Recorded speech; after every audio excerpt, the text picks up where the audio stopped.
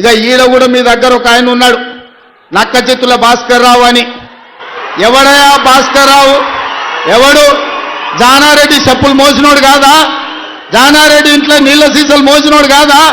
జానారెడ్డి నమ్మి కన్న కొడుకు తీయకుండా నల్ల నక్కచిత్తుల భాస్కర్ రావు టికెట్ ఇస్తే కాంగ్రెస్ పార్టీ కార్యకర్తలు మీ రక్తాన్ని చెమటగా మార్చి మీరు భుజాల మీద మోసి మిర్యాలకు కూడా ఎమ్మెల్యేని చేస్తే మీ ఆత్మ గౌరవాన్ని తీసుకెళ్లి ఎర్రవల్లి ఫామ్ హౌస్లో కేసీఆర్ కాళ్ళకాడ తాకట్టు పెట్టినోడు ఇవాళ మళ్ళా మీ దగ్గరకు వస్తున్నాడు. గాయన మనకు నాయకుడు. ఒక్కసారి ఆలోచన చెయ్యండి. ఇవాళ ఈ నక్కచిత్తుల భాస్కర్ రావు ఇవాళ మనోళ్ళు నామినేషన్లు వేస్తే బెదిరిస్తుండట మీరు వాపసు తీసుకోవాలని. చింతపండు అవుతుంది భాస్కర్ రావు, నువ్వు అనుకుంటున్నామేమో. ఈ వేదిక మీద ఉన్న మేము ఎవరం జానారెడ్డి లాగా పెద్ద మనసు ఉన్నోళ్ళం కాదు. చింతపండు అవుతుంది నువ్వు అనుకుంటున్నావు. నీ తెలివితేటలన్నీ కత్తిపెట్టు, పోతావు మళ్ళా ఖమ్మం ఇట్లకెళ్ళ కూడా ఉండవు. నువ్వేదో తెలివితేటలు అనుకొని ఇక్కడ ఉన్నోళ్ళని బెదిరిస్తా. నాకు జానారెడ్డి సార్ తెలుసు, నాకు రఘువీరెడ్డి సార్ తెలుసు, లేకపోతే నాకు సుఖేందర్ రెడ్డి సార్ తెలుసు, ఈపులు వలిగేటప్పుడు అడ్డం వస్తారు అనుకుంటున్నామేమో. ఎవరు అడ్డం రారు, వాళ్ళందరూ నాకు చెప్పారు పలగాల్సిందే చింతపండు కావాల్సిందే భాస్కర్ రావు కానీ. వాళ్ళందరిని అడిగినా ఏం సంగతి అని, ఇక ఏం లేదు చింతపండు కావాల్సిందే, చింతపండు చేయని చెప్పారు. అందుకే కాంగ్రెస్ పార్టీ కార్యకర్తలకు నేను చెప్పదలుచుకున్నా, ఎవరు భయపడాల్సిన పని లేదు.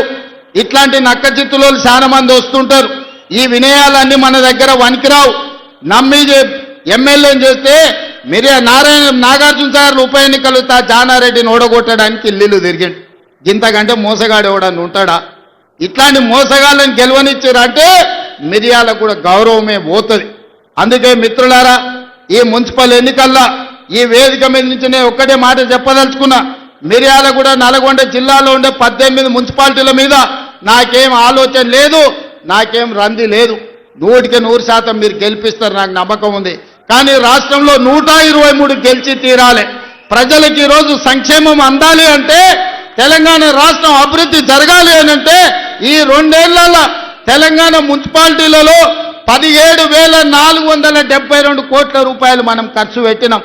కేవలం నల్గొండ జిల్లా మున్సిపాలిటీలకు 2,028 కోట్ల రూపాయలు ఖర్చు పెట్టినాం. మీ మిర్యాలగూడ మున్సిపాలిటీలో 295 కోట్ల రూపాయలు నిధుల మంజూరు చేసినాం.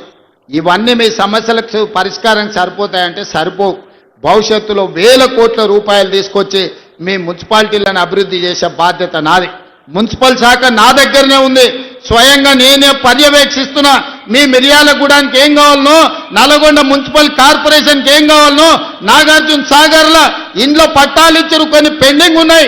జయవీర్ వచ్చి నాకు చెప్పిండు, ఎన్నికలు అవ్వంగానే మీ నాగార్జున సాగర్లో ఉన్న మున్సిపాలిటీ నందికొండలో ఉన్న ఇండ్ల పట్టాల సమస్యను కూడా ఇవాళ పరిష్కరించే బాధ్యత మన ప్రభుత్వం తీసుకుంటుంది.